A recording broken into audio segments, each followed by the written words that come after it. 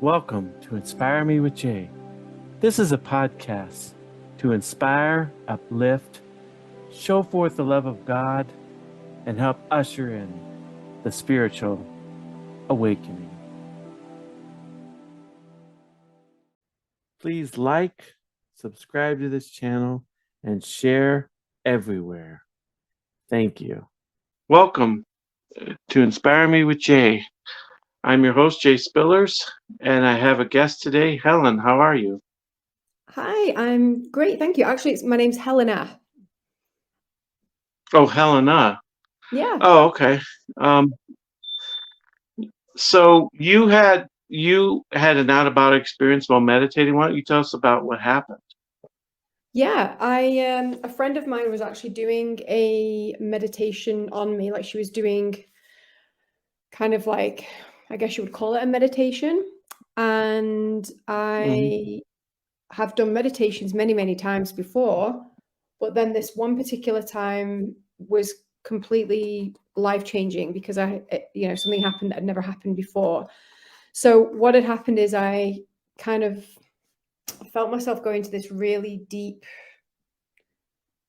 like state of being, and then I felt myself come out of my body and go up, up, up, up, up.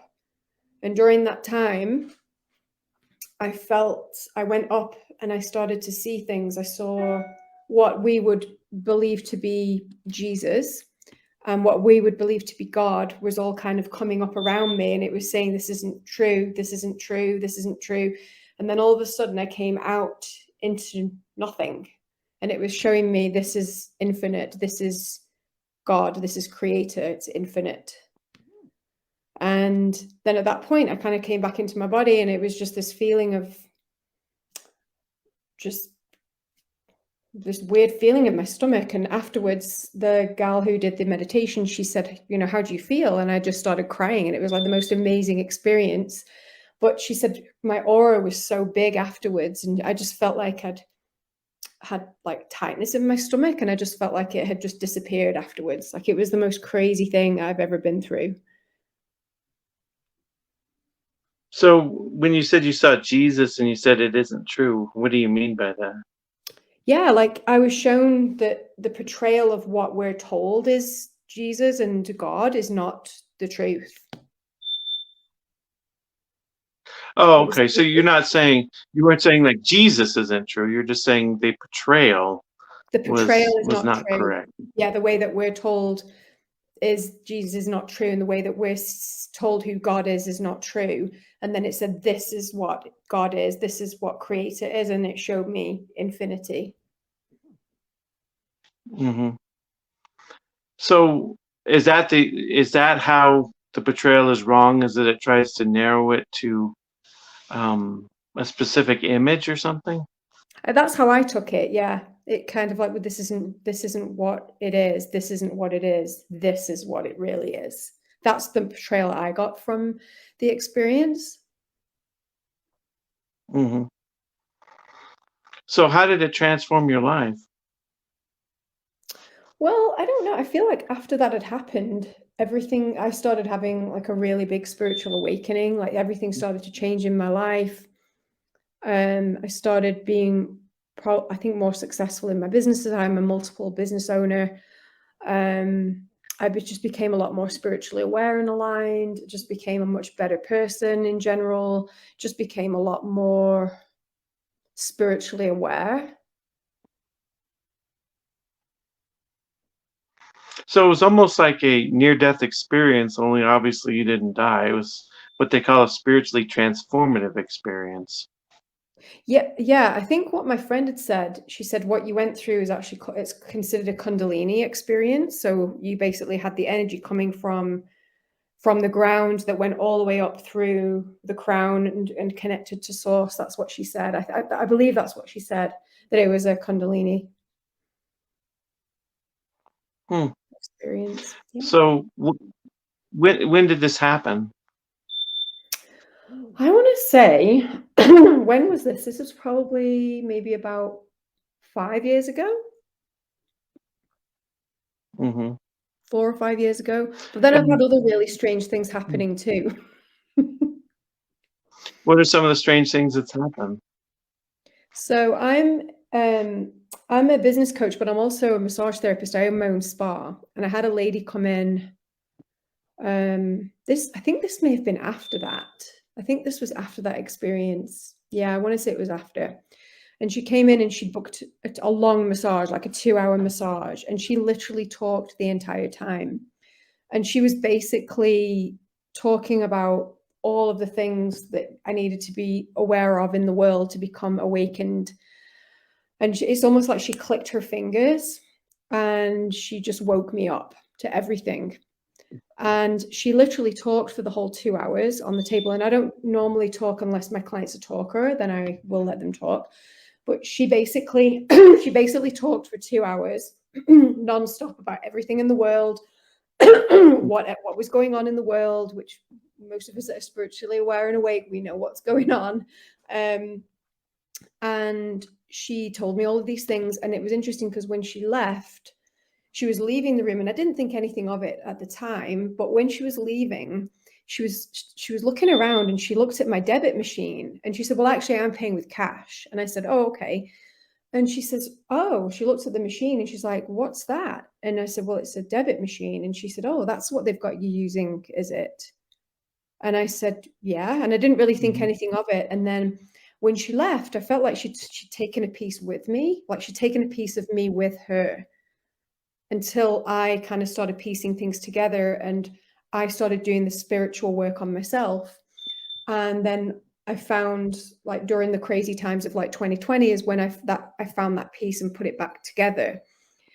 And it wasn't until like kind of after that, I actually had a client come in and she said, "Well, that lady came through a portal. She came to wake you up. She said, you were meant to wake up. You were here for this awakening and you were meant to wake up." And then she said, and she came through a portal. So when she was looking at your machine and stuff, that's because she didn't know what the machine was. So again, it's just kind of like, okay, it's kind of interesting.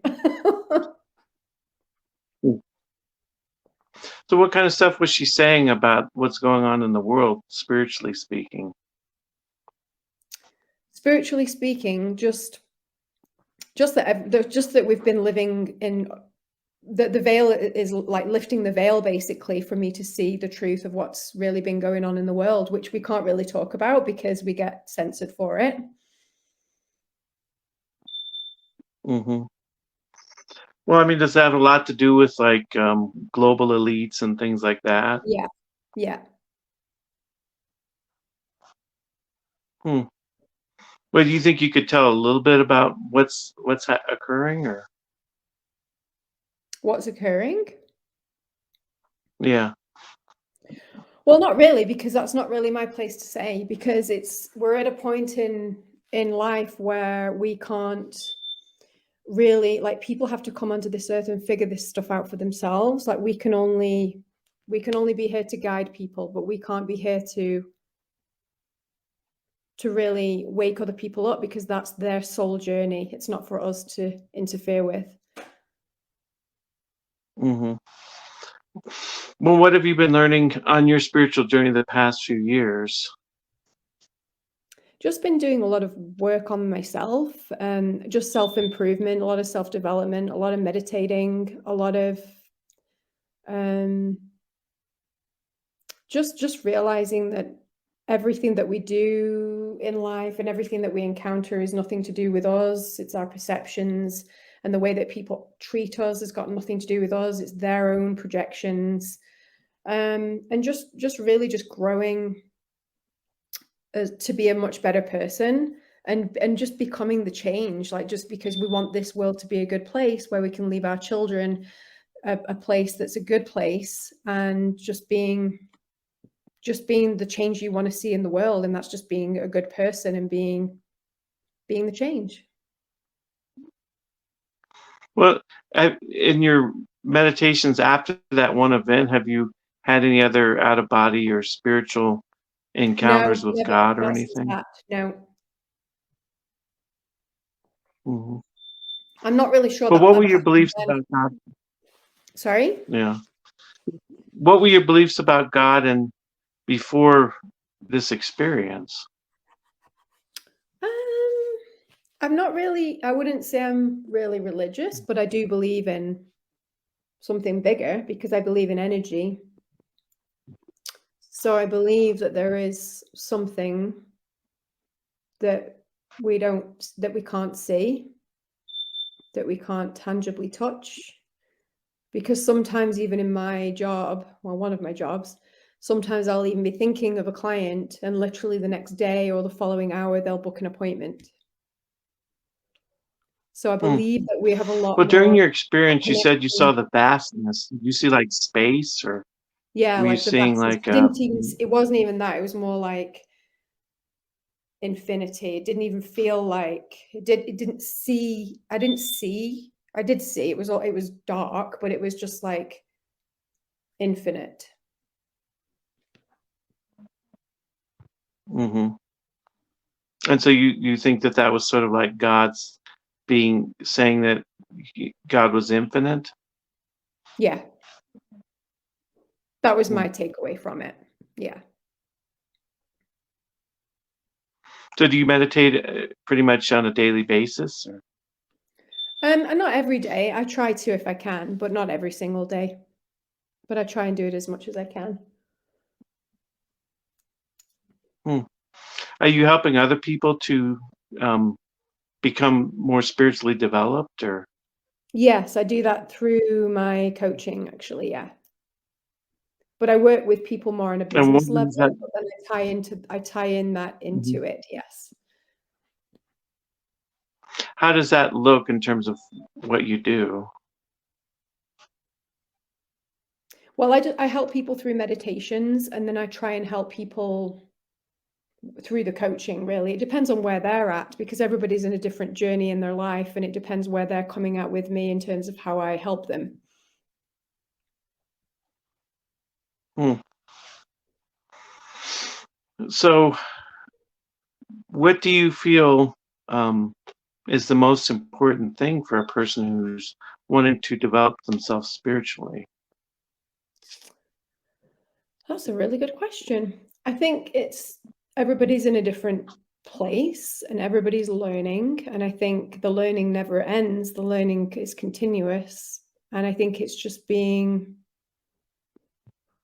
aware that there's always the opportunity to grow and learn and not be hard on ourselves, that it is a constant learning experience. And that's why we're here. And if we don't learn the lessons will keep turning up until we learn them. hmm So, what is one final message you'd like to leave with the audience about your what you learned from your experience? I think just keeping an open mind and that perhaps things aren't quite what you think they are. hmm And how can people get a hold of you if they want to reach out to you? Yeah, I have an Instagram and it's Helena the Business Coach. So I primarily help people with their businesses, mainly massage and spa businesses, because that's what my background is, but I also have an HR background. So I have a business background as well. And then I'm also starting to get into helping other female coaches as well in their businesses because yeah, I've been finding it's quite a struggle to find a good coach out there. Hmm. So, it's like part of the spa work that you do involve meditation and Yes, it does. It does. spirituality. I can actually involve some of that. I do Reiki, I do spiritual work as well, and my clients can feel it.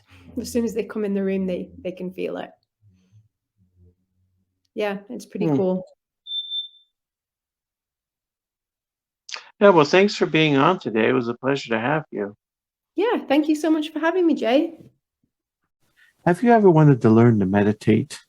Check out my book, Meditation for Everyone: How to Quickly Have a More Peaceful, Mindful, and Fulfilled Life, and support this channel. With Meditation for Everyone, you will learn to quickly and easily meditate, relieve stress and anxiety, alleviate depression, and have more joy, peace, and relaxation. What you will learn: mindfulness, the art of stillness, step by step on how to meditate, strategies for overcoming challenges to meditation, and much more. D. Mason said this is a nice meditation book, even for those already meditating. I agree with the statements that it will help to have a more peaceful, mindful, and fulfilled life. 4.6 star rating, available on Amazon.